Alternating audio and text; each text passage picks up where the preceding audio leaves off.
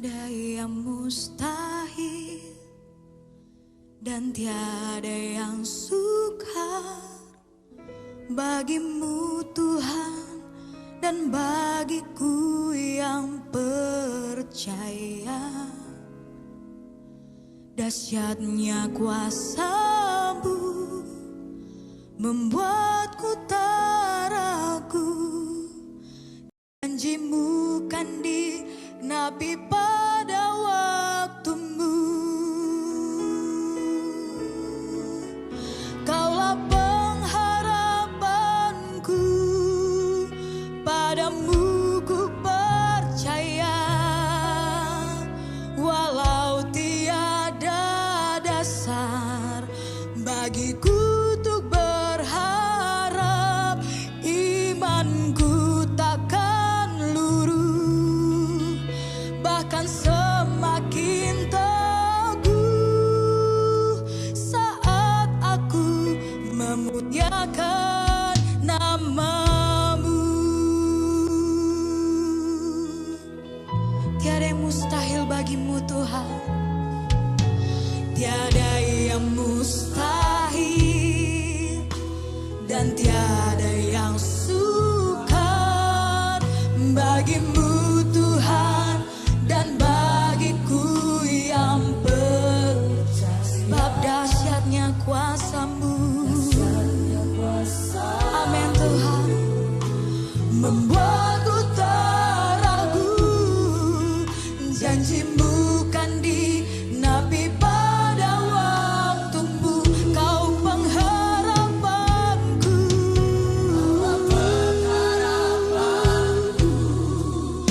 padamu ku percaya. Walau tiada dasar bagiku untuk berharap, imanku takkan luruh,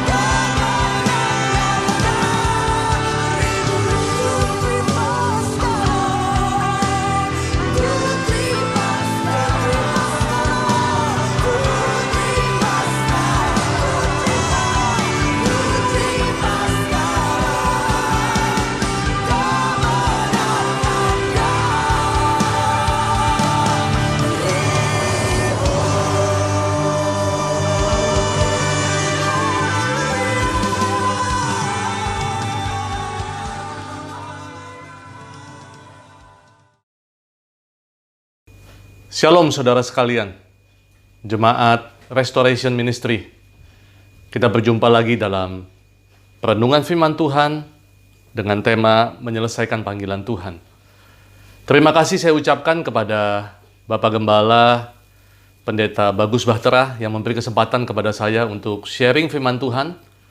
Yang mana sharing firman Tuhan kali ini bukan sekedar untuk Bapak Ibu sekalian dimanapun Anda berada, tetapi juga untuk saya secara pribadi. Karena kita tahu, melalui firman Tuhan, kita bisa mempunyai iman yang teguh.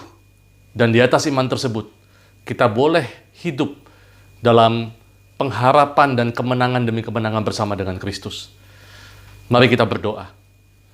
Tuhan Yesus, bersyukur kepadamu atas setiap anugerah yang sudah Kau berikan kepada setiap kami.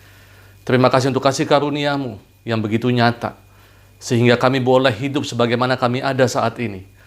Semua karena anugerah Tuhan. Kami boleh memandang wajah Tuhan, kami merasakan hadirat Tuhan, kami boleh menyembah dan mendapatkan kekuatan yang baru di dalam hadirat-Mu. Pada kesempatan kali ini Tuhan, di dalam hadirat Tuhan, kami membuka hati, kami membuka pikiran kami, untuk duduk diam mendengarkan sebagian daripada firman-Mu. Kami percaya firman-Mu membawa kekuatan, firman-Mu membukakan mata rohani kami, sehingga kami bisa melihat jalan-jalan-Mu. Urapi hamba-Mu, urapi kami semua. Di dalam nama Tuhan Yesus. Haleluya. Amin. Nah, mari saudara, saya ingin sharing satu firman Tuhan terambil dari 1 Korintus 1 ayat 26. Saya bacakan buat saudara. Ingat saja saudara-saudara bagaimana keadaan kamu ketika kamu dipanggil. Menurut ukuran manusia, tidak banyak orang yang bijak, tidak banyak orang yang berpengaruh, tidak banyak orang yang terpandang. Saudara, saya memotong ayat itu di bagian ini untuk mengingatkan kita kembali bahwa Rasul Paulus pernah mengingatkan kita untuk kita mengingat kembali bagaimana keadaan kita ketika kita dipanggil. Bukan karena kita hebat, bukan karena kita terpandang, bukan karena kita layak atau pantas, tetapi karena Tuhan kita, Dia Bapa yang baik, memberi kesempatan kepada kita menjadi mitra kerjanya untuk menyatakan kasih dan kemuliaannya di muka bumi ini. Nah, saudara, saya ingin beberapa saat coba kita mengenang kembali masa-masa panggilan kita. Minimal ada 2 masa.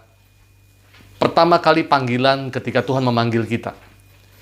Yang pertama adalah saat kita pertama kali menerima Tuhan Yesus sebagai Tuhan dan Juru Selamat kita. Saudara, mari kita renungkan kembali, ingat kembali. Apa yang terjadi dengan kita pada saat itu? Bagaimana kita menerima Yesus sebagai Tuhan dan Juru Selamat? Masa-masa momen-momen yang indah. Kita menyebutnya adalah momen kasih yang mula-mula. Yang kedua, saat kita pertama kali berkomitmen untuk melayani Tuhan. Secara khusus bagi Anda yang sudah mengambil komitmen untuk menjadi pelayan-pelayan Tuhan, hamba-hamba Tuhan, melayani di gereja, melayani dimanapun Anda berada di dalam doa, pelayanan jemaat, atau lain sebagainya. Minimal ada 2 momen ini. Coba kita ingat, betapa menggebu-gebunya hati kita. Betapa penuhnya hati kita dengan kasih Tuhan. Sehingga kita merasakan bahwa satu-satunya tujuan hidup kita adalah untuk menyenangkan Tuhan. Nah, saya sengaja untuk kita kembali mengingat-ingat momen itu, karena ini ada kaitannya dengan apa yang saya ingin sharingkan. Nah, saudara, untuk membantu kita juga, saya mengambil 3 kasus di dalam Alkitab. 2 kasus dari Perjanjian Lama dan 1 kasus dari Perjanjian Baru. Kasus yang pertama adalah ketika Tuhan memanggil Abraham. Abraham adalah tokoh Perjanjian Lama. Namun, ketika Stefanus menyampaikan kesaksiannya di dalam Kisah Para Rasul, maka Stefanus menceritakan panggilan mulai dari Perjanjian Lama sampai dengan Perjanjian Baru. Nah, saya mengutip panggilan Abraham ini dari Kisah Para Rasul. Kisah Para Rasul 7 ayat 2-5. Jawab Stefanus, "Hai saudara-saudara dan bapak-bapak, dengarkanlah. Allah yang maha mulia telah menampakkan dirinya kepada bapak leluhur kita Abraham ketika ia masih di Mesopotamia, sebelum ia menetap di Haran, dan berfirman kepadanya, "Keluarlah dari negerimu dan dari sanak saudaramu, dan pergilah ke negeri yang akan kutunjukkan kepadamu." Maka keluarlah ia dari negeri orang Kasdim, lalu menetap di Haran. Dan setelah ayahnya meninggal, Allah menyuruh dia pindah dari situ ke tanah ini, tempat kamu diam sekarang. Dan di situ Allah tidak memberikan milik pusaka kepadanya, bahkan setapak tanah pun tidak. Tetapi ia berjanji akan memberikan tanah itu kepadanya menjadi kepunyaannya dan kepunyaan keturunannya, walaupun pada waktu itu ia tidak mempunyai anak. Kasus pertama adalah pelajaran yang kita bisa ambil dari Abraham. Kita melihat bahwa Abraham dipanggil Tuhan secara audible. Tuhan berbicara kepada Abraham, memerintahkan kepada Abraham untuk pergi ke tempat di mana dia tunjukkan. Dan kita tahu bahwa respon Abraham saat itu adalah mengikuti apa petunjuk Tuhan ini. Nah, dalam hal Abraham ini kita melihat bahwa Tuhan memanggil secara audible, secara langsung. Dan ini mungkin hal yang kita tahu di Perjanjian Lama, Tuhan ketika berhubungan dengan manusia, orang-orang pilihannya, maka Tuhan berbicara langsung dan orang tersebut bisa bercakap-cakap secara langsung. Nah, sekarang kita masuk ke kasus yang kedua, yaitu bagaimana Tuhan memanggil Musa. Kisah Para Rasul 7 ayat 30-34, tetap di perikop yang sama ketika Stefanus menceritakan sejarah daripada Juru Selamat kita Yesus. Nah, ayat 30-34. Dan sesudah 40 tahun, tampaklah kepadanya seorang malaikat di padang gurun Gunung Sinai di dalam nyala api yang keluar dari semak duri. Musa heran tentang penglihatan itu. Dan ketika ia pergi ke situ untuk melihatnya dari dekat, datanglah suara Tuhan kepadanya. "Akulah Allah nenek moyangmu, Allah Abraham, Ishak, dan Yakub." Maka gemetarlah Musa, dan ia tidak berani lagi melihatnya. Lalu firman Tuhan Allah kepadanya, "Tanggalkanlah kasutmu dari kakimu, sebab tempat di mana engkau berdiri itu adalah tanah yang kudus. Aku telah memperhatikan dengan sungguh-sungguh kesengsaraan umatku di tanah Mesir, dan aku telah mendengar keluh kesah mereka, dan aku telah turun untuk melepaskan mereka. Karena itu, marilah engkau akan kuutus ke tanah Mesir." Nah, saudara, pada kasus yang kedua yaitu Musa. Musa dipanggil dalam semak yang menyala. Dikatakan di situ, di padang gurun Sinai, itu di dalam nyala api yang keluar dari semak duri. Jadi ada semak duri yang menyala, tetapi apinya tidak memakan habis semak tersebut. Saudara, berbeda dengan Abraham yang mendengar panggilan Tuhan lewat secara audible, tetapi Musa dipanggil Tuhan dengan pernyataan-pernyataan supranatural. Yaitu ada semak duri yang menyala. Dan anehnya semak duri tersebut tidak habis dimakan api. Dan pada saat seperti itu, Tuhan juga menyampaikan panggilannya secara audible kepada Musa. Nah, dalam kasus Musa ini, Tuhan perlu menunjukkan kuasanya yang ajaib. Dan kemudian dia menyampaikan panggilannya, yaitu supaya Musa membawa bangsa Israel keluar dari tanah Mesir. Nah, saudara, sepanjang kisah di Alkitab kita lihat bahwa Tuhan selalu menyatakan panggilannya kepada umat-umat pilihannya. Nah, sekarang saya loncat ke kasus yang ketiga. Saya loncat ke Perjanjian Baru, yaitu ketika Tuhan memanggil Saulus, yang belakangan kita tahu namanya berganti setelah bertobat menjadi Paulus. Kita lihat di Kisah Para Rasul 9 ayat 3-6. Dalam perjalanannya ke Damsyik, ketika ia sudah dekat kota itu, tiba-tiba cahaya memancar dari langit mengelilingi dia. Ia rebah ke tanah, dan kedengarannya lah olehnya suatu suara yang berkata kepadanya, "Saulus, Saulus, mengapakah engkau menganiaya aku?" Jawab Saulus, "Siapakah engkau, Tuhan?" Katanya, "Akulah Yesus yang kau aniaya itu. Tetapi bangunlah dan pergilah ke dalam kota. Di sana akan dikatakan kepadamu apa yang harus kau perbuat." Saudaraku, kita melihat Saulus dipanggil lewat satu kejadian. Dia mau pergi ke Damsyik dan dia jatuh dari kudanya dan mendengar suara Yesus berkata secara audible kepada dia. Dan setelah itu dia tidak bisa melihat. Sampai ada satu masa dia harus datang ke satu kota di mana ada hamba Tuhan, Ananias, yang mendengar suara Tuhan, mendoakan dia, dan pada saat itu matanya tercelikan, dia bisa melihat lagi. Bahkan di dalam perjanjian baru, Yesus menyatakan dirinya secara supranatural, berbicara langsung kepada Saulus saat itu, untuk dia bertobat dan menjadi rasul Tuhan. Saudara, kita tahu banyak panggilan-panggilan lain di perjanjian baru. Kita tahu bagaimana Simon Petrus dan ke-11 murid yang lain dipanggil oleh Tuhan Yesus secara langsung ketika Yesus melaksanakan misinya menjadi manusia di muka bumi ini, dan dia merekrut 12 orang muridnya dan murid-murid yang lain. Nah, kenapa kita membicarakan topik ini, saudara? Kenapa 3 kasus ini saya sampaikan sebagai contoh-contoh ekstrim saja, bahwa Abraham secara audible mendengar suara Tuhan, Musa semak duri terbakar, menyala tapi tidak terbakar dan mendengar suara Tuhan. Saulus pada saat itu sebelum dia bertobat dan menjadi Paulus setelah dia bertobat, jatuh, mendengar suara Yesus dan tidak bisa melihat, dan kemudian akhirnya setelah didoakan dia kembali melihat. Apa pelajaran yang bisa kita pelajari dari hal ini? Saya mencatat dalam renungan kita ada 3 hal pelajaran yang mesti kita pelajari bersama. Pelajaran yang pertama adalah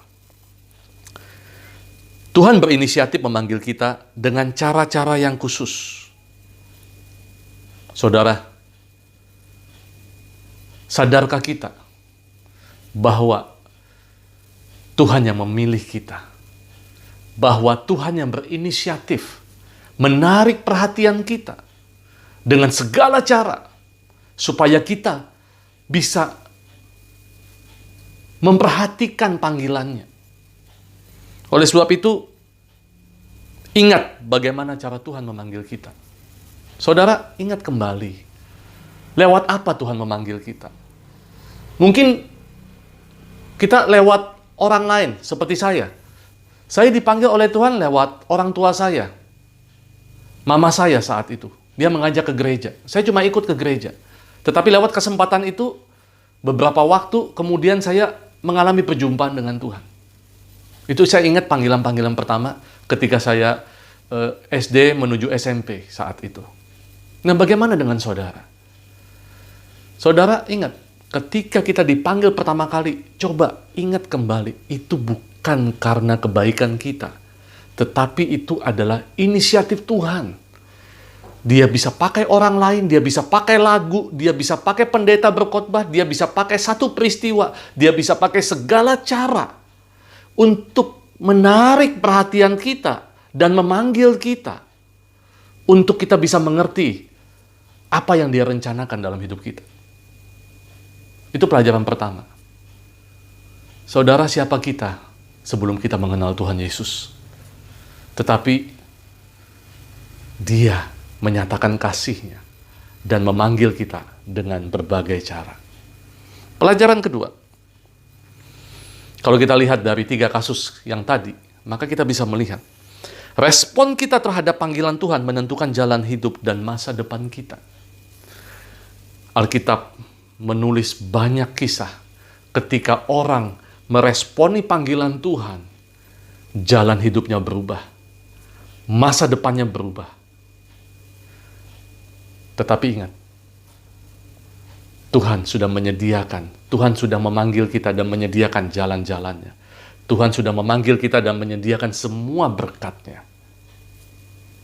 Dibutuhkan respon dari kita untuk menanggapi panggilan itu. Ingat bagaimana kita merespon panggilan Tuhan. Saya berbicara panggilan, kalau tadi itu panggilan untuk bisa percaya kepada Tuhan. Tetapi panggilan juga bisa berarti adalah panggilan ketika Tuhan menyatakan untuk memanggil kita untuk menekuni sebuah pelayanan. Mau di bidang pujian penyembahan, mau di bidang pengajaran, mau di bidang doa, di bidang pelayanan jemaat, atau apapun yang saudara pernah ambil bagian. Saya berbicara tidak hanya kepada pengerja, saya berbicara juga kepada Anda para jemaat.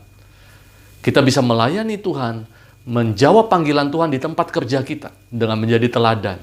Kita bisa menjawab panggilan Tuhan, meresponi panggilan Tuhan dengan cara merenungkan firman Tuhan, memuji menyembah Tuhan yang terejawantah dalam tindakan keseharian kita di dalam keluarga, sehingga pasangan kita, anak kita, saudara kita, orang tua kita bisa melihat perubahan hidup kita, dan itu menjadi berkat buat mereka. Nama Tuhan dipermuliakan. Saudara, bagaimana respon kita terhadap panggilan Tuhan? Sampai di sini, saya ingin menyampaikan kepada saudara. Kalau tadi saya selalu ingat pada saat pertama kali. Ingat pada saat pertama kali. Tetapi saudara, berapa kali kita menjalani komitmen kita dan akhirnya kita terjatuh. Kita terjegal oleh kekecewaan. Ketika kita melihat ternyata mengikut Tuhan, kita harus menghadapi banyak tantangan. Atau kita melihat realita-realita bahwa bahkan di dalam pelayanan sekalipun kita melihat bahwa seharusnya masih banyak hal-hal yang semestinya bisa diperbaiki atau jauh lebih baik lagi. Saya cuma mengingatkan kepada saudara bahwa yang sempurna hanya Tuhan. Kalau semua diizinkan terjadi dalam hidup kita, itu hanya ingin kita menyandarkan pengharapan iman kita hanya kepada Tuhan Yesus. Oleh sebab itu, saudara, saya mau menyampaikan pelajaran yang ketiga. Pelajaran yang ketiga. Tantangan akan datang, tetapi kita dapat menikmati prosesnya bersama dengan Tuhan. Saya ulangi. Tantangan akan datang, tetapi kita dapat menikmati prosesnya bersama dengan Tuhan.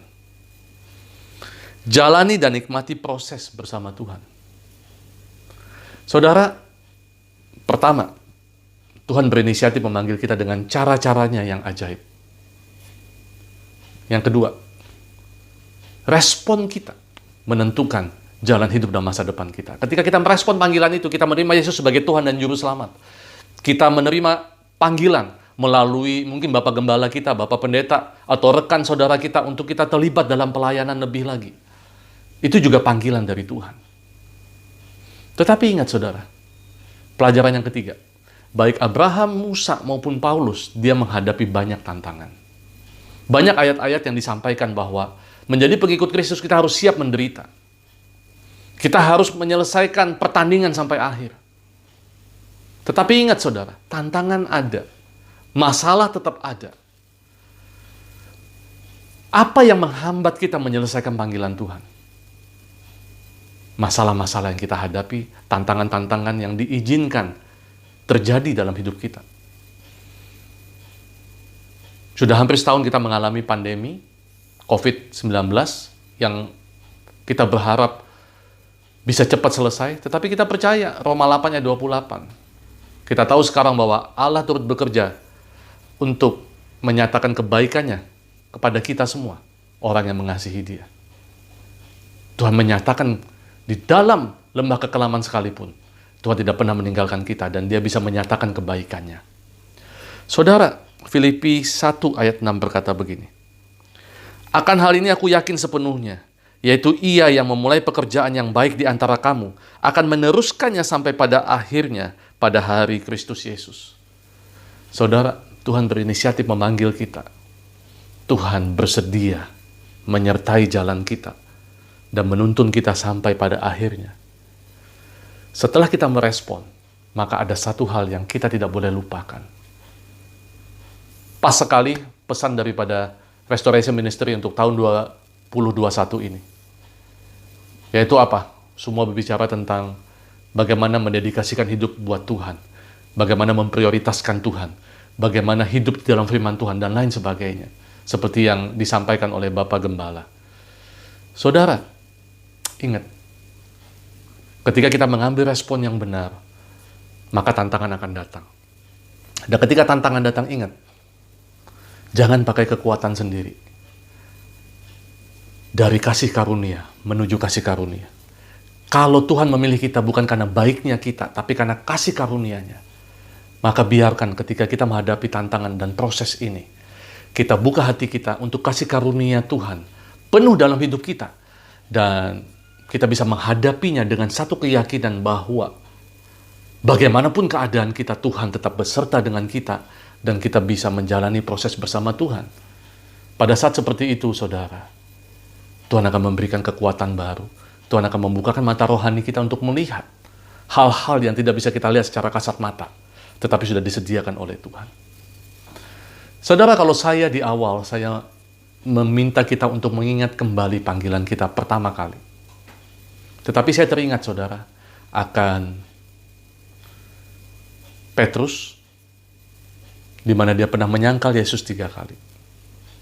Jadi ketika dia dipanggil, dia merespon untuk menjadi murid Yesus. Meskipun dia belum penuh pengertian karena Roh Kudus belum dicurahkan. Saat itu dia sempat gagal, yaitu menyangkal Yesus 3 kali. Berapa banyak di antara kita, saudara, ketika kita sudah komitmen menerima Yesus, bahkan kita sudah terlibat dalam pelayanan, tetapi tanpa kita sadari hati kita mulai tawar. Ketika tantangan-tantangan datang bertubi-tubi, kita mulai tawar dengan panggilan Tuhan. Kita mulai mungkin melupakan komitmen kita yang awal. Saya tidak mau di sini menuduh saudara. Saya tidak mau pesan ini membuat saudara sekalian tertuduh. Kabar baiknya adalah gini, saudara. Petrus menyadari kesalahannya. Dia datang kepada Sang Kasih Karunia, dan dia mendapatkan kasih karunia kembali. Lalu saudara mungkin bertanya, apakah ya itu di perjanjian baru, gimana perjanjian lama? Kita lihat tokoh Daud. Daud sempat jatuh, tetapi Mazmur 51 menulis pertobatan Daud. Mohon kepada Tuhan. Dan Tuhan mengampuni dan tetap memakai Daud. Saudara, kita tidak mau melecehkan kasih karunia Tuhan yang tersedia buat kita. Kita mau menghargai kasih karunia itu dengan lebih lagi. Dengan cara apa? Kalau saat ini, dimanapun saudara berada, saudara mendengar pesan ini, saudara mulai tawar, saudara mulai kehilangan fokus, saudara mulai bilang bahwa ya pelayanannya seperti ini saja, ya beribadah online ya seperti ini saja. Saya ingin mengingatkan, ingat kembali panggilan Tuhan. Dan bahkan tidak kebetulan saudara mendengar pesan ini, mungkin saja saat ini Tuhan sedang menarik perhatian Anda untuk mengingat kembali panggilannya. Dan tidak ada kata terlambat di dalam nama Tuhan Yesus. Kasih karunia tercurah saat ini. Saudara, mari responi. Pak, saya sudah berapa kali jatuh? Tidak ada kata terlambat. Responi. Ambil respon yang benar. Saat ini kita mengambil respon yang benar. Yaitu apa? Menerima panggilan itu. Kalau kita udah lama meninggalkan, atau kita sudah mulai tawar hati, kita masih melayani tapi kita mulai tawar hati, terima panggilan itu kembali. Dan biarkan kasih karunia-Nya, kasih-Nya memenuhi hati kita. Sehingga kita bisa berkata seperti Daud, jangan ambil rohmu daripadaku. Sehingga kita bisa datang kepada Tuhan Yesus. Seperti Petrus ketika Yohanes menunjuk, itu Tuhan. Dia langsung terjun dan dia datang menghadap kepada Tuhan. Saudara, respon seperti itulah yang diharapkan oleh Tuhan. Datang kepada Tuhan Yesus. Akui, dia Tuhan yang baik. Dia menyediakan yang terbaik buat hidup kita. Dan pada saat seperti itu, mari kita menyelesaikan panggilan kita. Siapapun Anda, saudara, tidak ada kata terlambat. Pandemi boleh berlangsung. Tantangan, masalah boleh datang. Tetapi ingat, di tengah tantangan itu, tetap dengarkan panggilan Tuhan dan responi. Tuhan Yesus baik buat kita semua. Mari kita berdoa. Terima kasih Tuhan Yesus. Kami bersyukur Engkau baik. Kami bersyukur Engkau tidak pernah meninggalkan kami. Kami bersyukur Engkau senantiasa berinisiatif memanggil kami. Beri hati kami mengerti. Mata rohani kami terbuka. Iman kami bisa melihat sehingga kami hidup dengan penuh pengharapan dan penuh kasih. menjalani setiap proses panggilan ini. Kami boleh merespon panggilan-Mu dengan baik dan menjalani setiap prosesnya bersama dengan Tuhan, dengan kekuatan Tuhan. Mampukan setiap kami menyelesaikan panggilan kami. Kami mohon ampun kalau kami melakukan kesalahan atau kami melanggar komitmen kami. Tetapi kami mau merespon, menjawab panggilan-Mu Tuhan. Dan kami menghargai sungguh akan kasih karunia-Mu. Terima kasih Tuhan Yesus. Engkau memberkati hamba-Mu, Bapak Pendeta Bagus Bahtera, seluruh tim yang ada. Berkati Tuhan, tim ini, Restoration Ministry ini dalam pelayanannya, untuk menjangkau jemaat Tuhan dan mewartakan kasih Tuhan dan kuasa Tuhan. Berkat-Mu tercurah untuk setiap jemaat-Mu, dimanapun mereka mendengarkan pesan ini. Tuhan Yesus, Engkau memberkati mereka. Kesembuhan terjadi, yang mengalami sakit penyakit, sembuh dalam nama Tuhan Yesus. Yang mengalami keterikatan, dilepaskan dalam nama Tuhan Yesus. Yang mengalami letih lesu, diberi kekuatan yang baru dan pengharapan yang baru. Bersama Engkau Tuhan, kami dapat melewati semuanya. Dan Engkau menjadikan indah pada waktunya. Di dalam nama Tuhan Yesus, kami berdoa dan mengucap syukur. Haleluya. Amin. Tuhan Yesus memberkati saudara.